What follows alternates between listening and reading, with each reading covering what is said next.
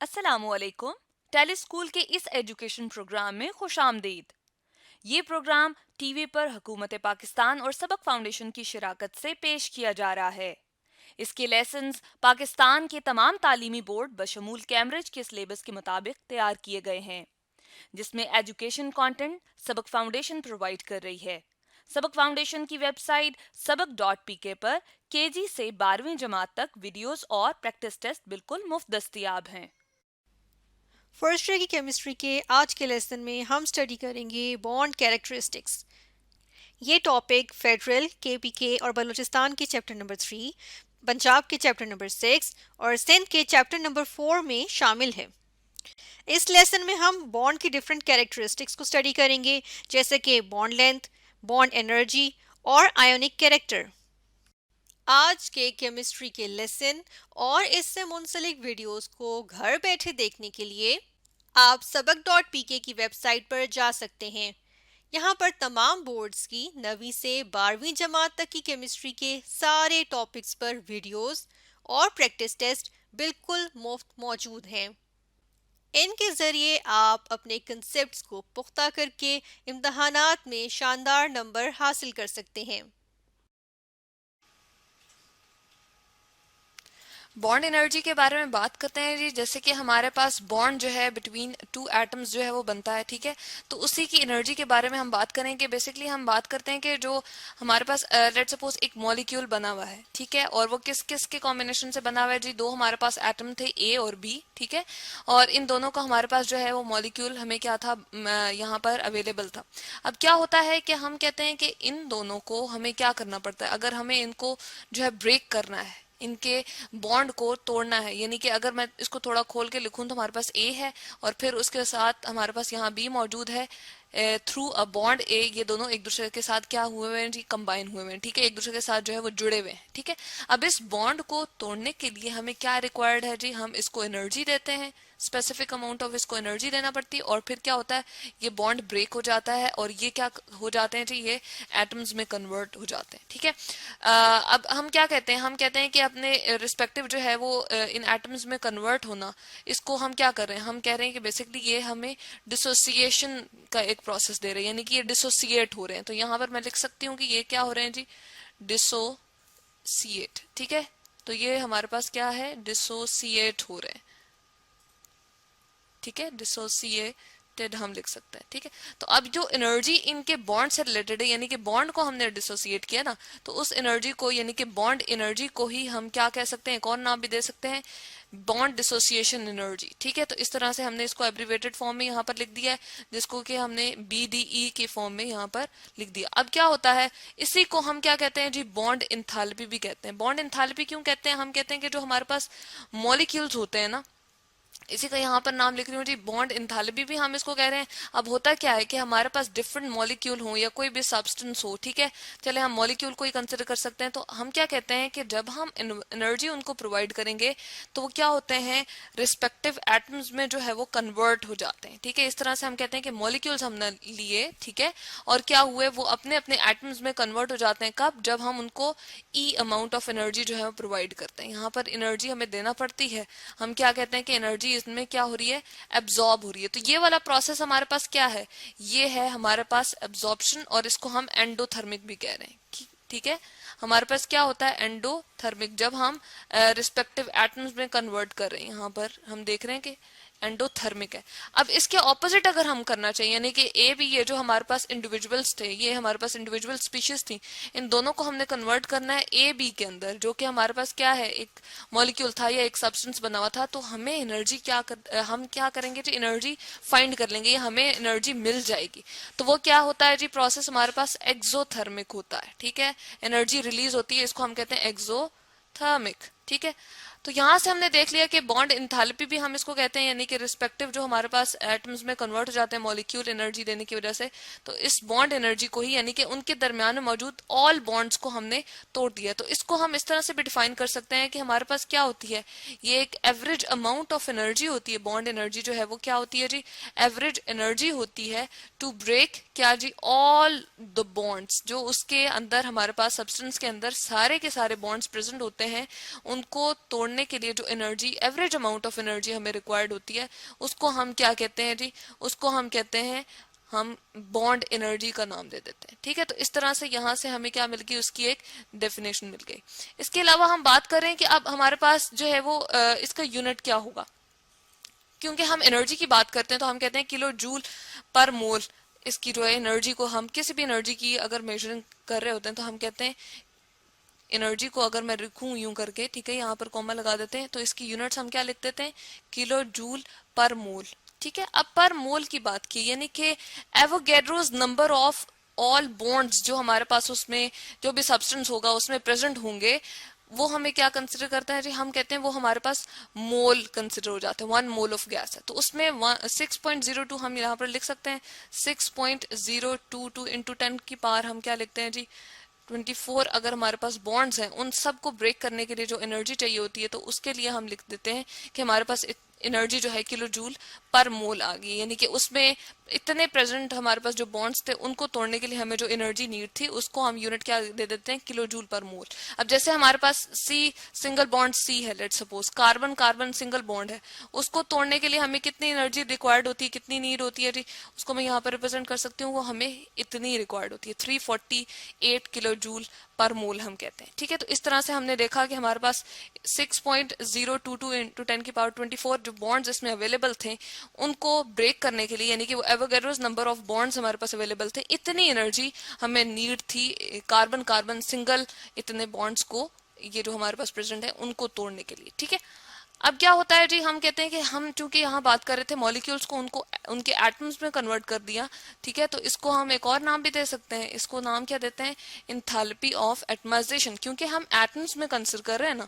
ठीक है, तो एटम्स में जब हम उनको कन्वर्ट कर लेते हैं तो उसको हम कहते हैं, ये एक तरह की हमारे पास इंथैल्पी हो जाती है, और क्या होती है, इंथैल्पी ऑफ एटमाइजेशन का उसको नाम दे देते हैं। अब ये हमें किस तरह से पता चलता है, कोई भी केमिकल रिएक्शन हो रहा हो तो उससे हम बॉन्ड एनर्जी को जो है डिटरमिन कर सकते हैं कि को किसी भी दो एटम्स को हमें तोड़ने के लिए कितनी हीट रिक्वायर्ड थी, या कोई और फॉर्म ऑफ एनर्जी हमें कितनी रिक्वायर्ड थी। ठीक है, अब जनरल अगर हम देखें तो हम कहते हैं कि कार्बन अगर सिंगल बॉन्ड हमारे पास है और फिर उसके बाद हमारे पास जो है वो क्या आ जाता है जी, कार्बन डबल बॉन्ड अगर आता है, ठीक है, और उसके बाद हम कंसिडर करें कार्बन ट्रिपल बॉन्ड को, ठीक है, तो हम कहते हैं कि हमें जनरल सा एक व्यू जो है वो ये लगता है कि हम कहते हैं कि इसके जो है कार्बन सिंगल बॉन्ड के ट्वाइस हो जाने चाहिए इसके लिए अमाउंट, यानी कि अगर हम कैलकुलेट कर लें तो हमारे पास कितनी आ जानी चाहिए, हमारे पास ऑलमोस्ट इतनी आनी चाहिए डबल बॉन्ड के लिए। ठीक है, यानी कि 696, अगर ये सिंगल के लिए 348 किलो जूल पर मोल थी तो डबल बॉन्ड के लिए 696 किलो जूल पर मोल आनी चाहिए। और अगर हम थ्राइस कर लें यानी कि ट्रिपल बॉन्ड के लिए अगर हम कंसिडर करें तो हम कहते हैं कि हमारे पास कैलकुलेशन के अकॉर्डिंग हमारे पास 1044 किलो जूल पर मोल आनी चाहिए, लेकिन असल में ऐसा होता नहीं है। जो हमारे पास डबल बॉन्ड होता है ना, उसके लिए हमारे पास कितनी आती है जी बॉन्ड एनर्जी, वो आती है 614 किलो जूल पर मोल, और ट्रिपल बॉन्ड के लिए हमारे पास कितनी आ जाती है जी, वो हमारे पास आती है 839 किलो जूल पर मोल। तो इससे क्या रिप्रेजेंट होता है कि हमारे पास बिल्कुल एग्जैक्ट वो ट्वाइस या थ्राइस एनर्जी हमें जो है किलो जूल पर मोल बॉन्ड एनर्जी जो है वो इतनी अमाउंट में हमारे पास नहीं होती, बल्कि उससे क्या होती है, लेस होती है। इसका मतलब ये है कि हमारे पास ये जो कार्बन कार्बन सिंगल बॉन्ड है, जो कि हम कहते हैं हमारे पास क्या होता है, सिग्मा बॉन्ड होता है, इनके दरमियान में क्या है जी, सिग्मा बॉन्ड। ठीक है, तो ये बहुत ज्यादा हमारे पास क्या होता है, स्ट्रॉन्ग होता है बॉन्ड। ये क्या होता है जी, हम इसको कह सकते हैं स्ट्रॉन्ग बॉन्ड होता है, एज कंपेयर टू जो हमारे पास ये डबल बॉन्ड है, इसमें क्या होता है, एक सिग्मा होता है और एक हमारे पास पाई होता है। तो सिग्मा तो हमारे पास स्ट्रॉन्ग है ही, लेकिन पाई जो है वो वीकर है। यही वजह है कि 696 के बजाय 614 इसकी किलो जूल पर मोल हमें एनर्जी जो है वो मिलती है। तो इस तरह से हम कह सकते हैं कि ये हमारे पास क्या होता है जी, एक सिग्मा है जो कि sigma bond as it is हमारे पास स्ट्रॉन्ग है, लेकिन जो पाए हमारे पास बॉन्ड होता है उसको हम क्या कहते हैं जी, इसमें जो पाए बॉन्ड होगा वो क्या होगा, वो वीक होगा। ठीक है, तो यही वजह है कि हमारे पास हम कहते हैं कि हमारे पास जो है वो यहाँ पर हम लिख सकते हैं ये वीक होता है, एनर्जी हमारे पास।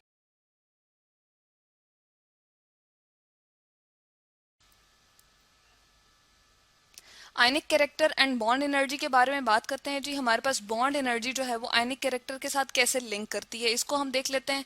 आयनिक कैरेक्टर बेसिकली हम क्यों इसके साथ ले रहे हैं कि बॉन्ड एनर्जी जो है ना, बेसिकली हमें ये बताती है कि अगर हमारे पास कोई बॉन्ड हो पोलर बॉन्ड हो, लेट सपोज हम कहते हैं, तो वो स्ट्रॉन्गर बॉन्ड होता है, ठीक है। तो हम यहाँ पर ये लिख देते हैं। उसके बाद हम कहते हैं कि अगर हमारे पास वो कोवलेंट बॉन्ड है, सिंपल कोवलेंट बॉन्ड है और इतना ज्यादा पोलर नहीं है, नॉर्मल हमारे पास नॉमिनल सा एक कोवलेंट बॉन्ड है, तो उसकी पोलैरिटी हमारे पास ज्यादा नहीं है, तो वो क्या होगा, इतना ज्यादा स्ट्रॉन्गर नहीं होगा। तो गोया हम कह सकते हैं कि हमारे पास पोलर बॉन्ड जो है वो स्ट्रेंथ में ज्यादा होता है या स्ट्रॉन्गर, मोर स्ट्रॉन्गर होता है एज कम्पेयर टू एक नॉर्मल सा जो कोवलेंट बॉन्ड होता है, जिसमें हम कहते हैं कि दो एटम्स जो बॉन्डेड होते हैं उनके दरम्यान में इलेक्ट्रोनेगेटिविटी का डिफरेंस बहुत ज्यादा नहीं होता, ठीक है।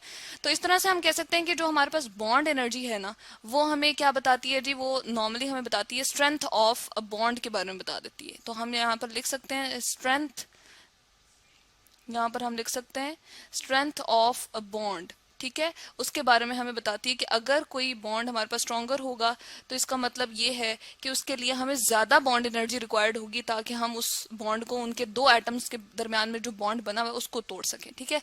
और अगर हमें लेस एनर्जी रिक्वायर्ड होगी, लेस होगी उसकी बॉन्ड एनर्जी, तो इसका मतलब ये है कि उस बॉन्ड की स्ट्रेंथ जो है वो क्या है, कम है, ठीक है। तो इस तरह से हमने यहाँ पर देखा। अब स्ट्रेंथ जो है ना, वो हमारे पास फ्यू फैक्टर्स होते हैं, उसके ऊपर डिपेंड करता है। तो स्ट्रेंथ ऑफ बॉन्ड जो है वो फर्स्ट ऑफ ऑल जो हमारे पास एक चीज आ जाती है, हम कहते हैं कि हमारे पास आता है जी इलेक्ट्रोनेगेटिविटी का डिफरेंस, ठीक है। यहाँ पर कुछ हमारे पास फैक्टर हैं, जिनमें से 4 हमने जो है यहाँ पर रिप्रेजेंट किए हुए हैं। 4 हमारे पास जो है नॉर्मली फैक्टर्स होते हैं। एक तो difference of electronegativity of bonded atoms, यानी कि जो दो हमारे पास बॉन्डेड, एटलीस्ट जो दो हमारे पास एक बॉन्ड के आसपास हम बात जब करते हैं तो हम कहते हैं कि दो ही बॉन्ड होते हैं ना, ठीक है। तो उन दोनों एटम्स के दरमियान इलेक्ट्रोनेगेटिविटी का डिफरेंस जो आ रहा है, यानी कि इलेक्ट्रॉन को अपनी तरफ खींचने की एबिलिटी का जो डिफरेंस आ रहा है पॉलिंग स्केल के अकॉर्डिंग हम जो देखते हैं, उसके ऊपर डिपेंड कर रहा होता है स्ट्रेंथ ऑफ अ बॉन्ड। इसके अलावा साइजेस ऑफ एटम्स पे भी डिपेंड कर रहा होता है, बॉन्ड लेंथ और बॉन्ड ऑर्डर भी हमारे पास जो है वो बाकी क्या होते हैं जी, 3 हमारे पास कितने फैक्टर हैं टोटल, 4 फैक्टर बन गए, ठीक है। अब हम क्या करते हैं, हम फर्स्ट ऑफ ऑल इलेक्ट्रोनेगेटिविटी का डिफरेंस हम ले लेते हैं और हम देखते हैं कि हमारे पास कुछ हेलोजेंस यहाँ पर मौजूद हैं जिन्होंने यानी कि फ्लोरीन, क्लोरीन, ब्रोमीन और आयोडीन, ठीक है, उन्होंने हाइड्रोजन के साथ बॉन्ड बनाया हुआ है। तो उसके साथ हमने यहाँ पर जो है रिप्रेजेंट किया हुआ है, क्या किया हुआ है, यहाँ पर हम लिखते हैं, ये हमारे पास जो है बॉन्ड की टाइप्स हैं सामने, ठीक है। यहाँ पर मैं लिख सकती हूँ बॉन्ड टाइप, ठीक है, यानी कि हमारे पास HF है, HCl है, HBr है या कौन से, ठीक है। तो ये हमने यहाँ पर रिप्रेजेंट कर दिए हैं। उसके बाद हमारे पास क्या आ गया जी, इलेक्ट्रोनेगेटिविटी का डिफरेंस, डेल्टा EN से मैं रिप्रेजेंट कर रही हूँ इसको, ठीक है। इलेक्ट्रो, E फॉर इलेक्ट्रो और N फॉर नेगेटिविटी, तो उसको हमने कहाँ पर रिप्रेजेंट किया जी, यहाँ पर, ठीक है। 1.9 है HF के दरमियान, ठीक है, और उसके बाद 0.9 है HCl के दरमियान, HBr 0.7 और इसके साथ हमारे पास HI जो है वो 0.4 के डिफरेंस के साथ मौजूद है। उसके बाद हमारे पास जो है वो ये क्या है जी, ये बॉन्ड एनर्जीज हैं इन किलो जूल पर मोल। यहाँ पर बॉन्ड एनर्जीज को मैं BE से रिप्रेजेंट कर देती हूँ यहाँ पर, ठीक है। Bond energies in kilo joule per mole हम ये रिप्रेजेंट कर रहे हैं, ठीक है। ये आ गई हमारे पास। अब देख रहे हैं हम कि इलेक्ट्रोनेगेटिविटी डिफरेंस सबसे ज्यादा HF का है, ठीक है। यहाँ पर हमने आयनिक कैरेक्टर की जो बात की है तो हम इसको इस तरह से भी लिंक करते हैं।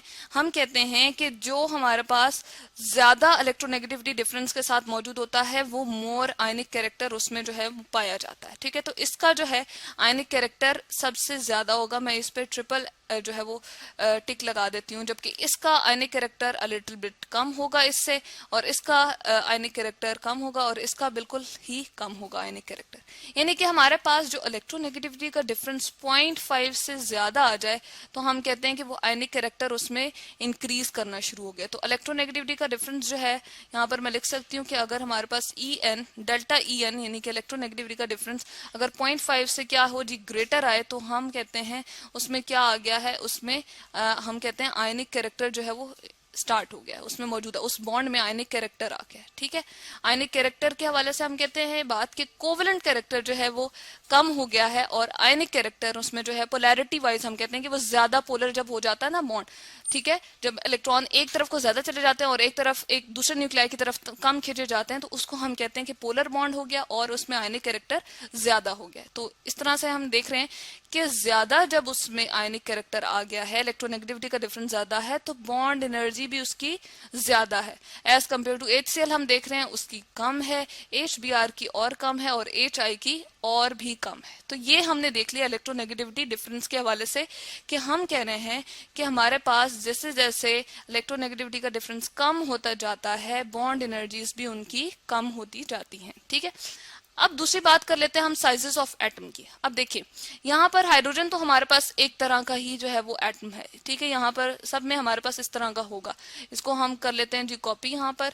इसी तरह से हमारे पास यहाँ प्रेजेंट होगा। ठीक है, इसी तरह से हमारे पास जो है वो दूसरी तरफ हम कहते हैं कि यहाँ पर HBr के केस में भी प्रेजेंट होगा, और जबकि हमारे पास जो है वो यहाँ HI के केस में भी होगा। ठीक है, हाइड्रोजन एक जैसा ही है।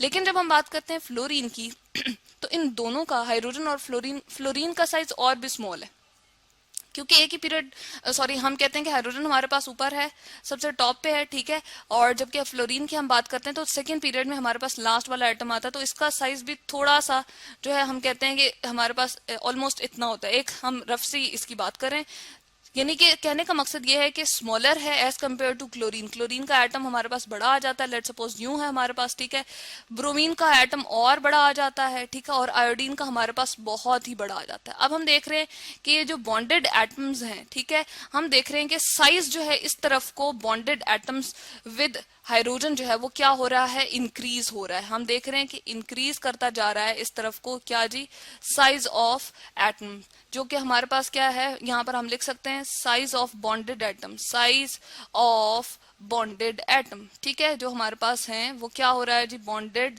एटम्स हम लिखते हैं, वो हमारे पास क्या हो रहा है, इंक्रीज कर रहा है। तो इसमें हम देख रहे हैं कि जैसे जैसे साइज इंक्रीज करता जाता है तो हमारे पास बॉन्ड एनर्जी क्या है, कम होती जाती है। यानी कि उनके दरमियान में एक हम कह सकते हैं कि एक बहुत छोटी चीज हो और एक बहुत बड़ी चीज हो तो उनको तोड़ना आसान होता है, लेकिन अगर दोनों कंपेरेबल चीजें हो तो उनको तोड़ना थोड़ा मुश्किल होता है ना, तो इसलिए बॉन्ड एनर्जी उनकी क्या है जी, ज्यादा है। इसी तरह से अगर हम हाइड्रोजन प्योर की देखें, यानी कि दो हाइड्रोजन हमारे पास हों, तो उसकी बॉन्ड एनर्जी हमारे पास कितनी आती है जी, हमारे पास होती है 435 किलो जूल पर मोल। ठीक है, यहाँ पर मैं लिख देती हूँ किलो जूल पर मोल। और जबकि क्लोरीन की जब हम बात करते हैं, जो हमारे पास इससे बड़े होते हैं हाइड्रोजन से, हमारे पास उसका साइज क्या होता है, बड़ा होता है। तो यहाँ पर मैं लिख देती हूँ Cl और फिर Cl हम लिखते हैं। ठीक है, तो हमारे पास क्या होता है, उसका साइज चूंकि बड़ा हो गया है, तो अब एनर्जी हमारे पास उसकी कितनी आती है, बॉन्ड एनर्जी मैं यहाँ पर लिख देती हूँ 243 किलो जूल पर मोल। ठीक है, तो आप देख रहे हैं हमारे पास एनर्जी क्या हो गई है, कम हो गई है। यानी कि साइज जैसे जैसे बड़ा होता जाता है तो उस बॉन्ड को तोड़ना हमारे लिए क्या हो जाता है, आसान हो जाता है, इसलिए बॉन्ड एनर्जी उनकी क्या हो जाती है जी, कम हो जाती है। तो इस तरह से हमने साइजेस ऑफ एटम की बात की। इसके साथ ही हम बॉन्ड लेंथ की अगर बात कर लेते हैं और बॉन्ड ऑर्डर की भी, दोनों को लिंक करके बात कर लेते हैं। अगर हमारे पास जो है बॉन्ड ऑर्डर ज्यादा हो, यानी कि अगर लेट सपोज हमारे पास 3 है बॉन्ड ऑर्डर, तो इसका मतलब ये है कि हमारे पास उसमें दो एटम्स के दरमियान 3 बॉन्ड्स अवेलेबल हैं। ठीक है, तो अगर हम बात करें ट्रिपल बॉन्ड नाइट्रोजन की, नाइट्रोजन जो है वो क्या है जी, दूसरे नाइट्रोजन के साथ ट्रिपली बॉन्डेड है। ठीक है, तो हम कहते हैं कि इनके दरमियान में एक सिग्मा और 2 पाई बॉन्ड प्रेजेंट है। अब क्या होता है, जैसे ही ज्यादा बॉन्ड होते हैं तो हम कहते हैं उनके दरमियान में डिस्टेंस जो है, उनके दरमियान में फासले कम हो जाते हैं, वो करीब करीब आ जाते हैं, क्योंकि ज्यादा ऑर्बिटल्स जो हैं वो पेयर अप हो गए, या हम कह सकते हैं सॉरी कि ओवरलैप कर गए, तो वो करीब करीब आ जाते हैं। एज कम्पेयर टू कि अगर हमारे पास कोई सिंगल बॉन्ड हो, जैसे हम हाइड्रोजन हाइड्रोजन की सिंगल बॉन्ड की बात कर लेते हैं या क्लोरीन क्लोरीन की सिंगल बॉन्ड की बात कर लेते हैं। ठीक है, इनके दरम्यान में सिंगल बॉन्ड है तो बॉन्ड ऑर्डर इनका कम है। ठीक है, 1 बॉन्ड अवेलेबल था, तो हम यहाँ देख रहे हैं कि बॉन्ड ऑर्डर ज्यादा है। ठीक है, बॉन्ड ऑर्डर हमारे पास अगर ज्यादा हो तो हम इसको किस तरह से लिंक कर सकते हैं, बॉन्ड ऑर्डर अगर ज्यादा होगा, मोर होगा, तो हम कहते हैं यहाँ पर मोर होगा, तो हमारे पास बॉन्ड एनर्जी भी जो है वो क्या है जी, बॉन्ड एनर्जी जो है हमारे पास क्या होगी, हम लिख सकते हैं उसको ज्यादा होगी, मोर होगी। ठीक है, यहाँ पर हम लिख के बता सकते हैं कि हमारे पास नाइट्रोजन ट्रिपल बॉन्ड नाइट्रोजन की कितनी आती है, 941 किलो जूल पर मोल। ठीक है, तो ये ज्यादा आ गई है ना। हम देख रहे हैं हमारे पास हाइड्रोजन हाइड्रोजन जो कि सिंगल बॉन्ड था, इनके दरम्यान में बॉन्ड ऑर्डर 1 था। इसी तरह क्लोरीन क्लोरीन हमारे पास सिंगल बॉन्डेड था, तो इनकी हमारे पास कम है as compare to nitrogen triple ई बॉन्ड नाइट्रोजन। इसके अलावा कार्बन कार्बन की अगर हम ट्रिपल बॉन्ड में देख लें तो हमारे पास वो भी जो है वो ज्यादा आ जाती, क्योंकि बॉन्ड ऑर्डर उसमें भी 3 है। तो हम देख रहे हैं कि बॉन्ड ऑर्डर बढ़ जाए तो बॉन्ड लेंथ क्या हो जाती है जी, कम हो जाती है। अगर बॉन्ड ऑर्डर ज्यादा हो, मोर हो, मैं यहाँ पर लिख सकती हूँ मोर हो अगर, ठीक है, तो इसको मैं कंपेयर कर रही हूँ किससे, हम बॉन्ड लेंथ से कंपेयर कर रहे हैं। बॉन्ड लेंथ जो है वो क्या हो जाती है, लेस हो जाती है। तो बॉन्ड लेंथ जब कब हो जाएगी, करीब करीब आ जाएंगे तो उनको तोड़ना